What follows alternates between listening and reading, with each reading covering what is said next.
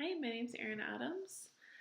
This is my second semester in the Curriculum Instruction and Assessment Master's program. Um, so in 2017, I graduated from Husson University with my bachelor's in elementary education. And right after I graduated, I got a job teaching second grade, and I taught second grade for 2 years. And then I had my first child, and I decided that I wanted to stay home with my kids while they were young before they went off to school. So I am currently not teaching right now in the classroom. I have been home for about 5.5 years.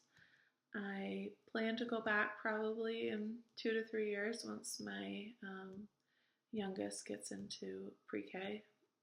So right now, I've been just staying home with my kids, been taking this time to do some personal development, to work on my master's program. Hopefully when I go back into the classroom, I'll have completed this program. But yeah, so I'm really excited for this class. Formative assessment is something I'm very interested in and very passionate about, and something that I really, really want to strive to implement more and more when I go back into the classroom. So I'm really looking forward to this course. When I was a student growing up, how I typically was assessed was the written paper tests that come at the end of every chapter, every end of every unit. Or sometimes I remember the timed quizzes or timed tests. I always had a lot of anxiety around testing, especially when it was a timed component. I felt like I spent a lot of the time figuring out how much time I had for each question and then looking at the clock and then just ultimately, eating away some of the minutes that I should have been spending on focusing on the questions that were being asked. So I definitely feel like, especially as I've gotten older and become a teacher, that,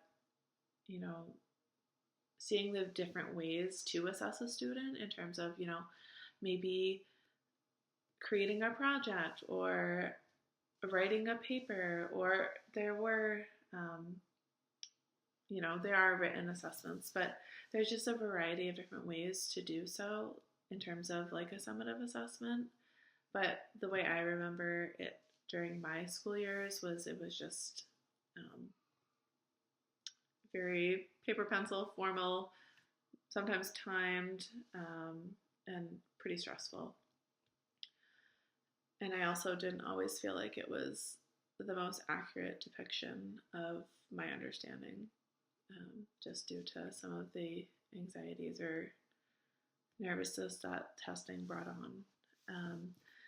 So I am a K to 12 or K to 8 teacher, but I am not currently practicing, so I haven't been implementing assessment, obviously. But when I was teaching, there would be, we had certain programs that we followed, and there would be certain summative assessments. Like at the end of a math unit, there were summative assessments that were given. But then also in other subject areas like science or social studies, I was able to have a little more flexibility and create those summative assessments. And so, they weren't always, reading a question on a piece of paper and answering the problem. They were sometimes more creative. They fit different learning styles maybe a little bit better. But in terms of formative assessment, there were different strategies like exit slips, or sometimes I would have my students put their head down and hold up like a thumbs up, thumbs sideways, thumbs down. So, their peers weren't seeing what they were rating themselves or their own understanding on a topic.